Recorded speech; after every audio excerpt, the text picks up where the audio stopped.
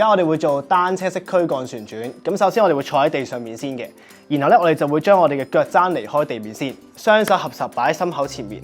咁然後我哋要做嘅時候咧，就係當我哋嘅上半身向左轉嘅時候，我哋就會提起左膝，向右就會提起右邊膝頭。咁我哋就會咧嘗試咧去做30秒嘅。咁我哋準備好之後就一齊開始啦。3、2、1，開始。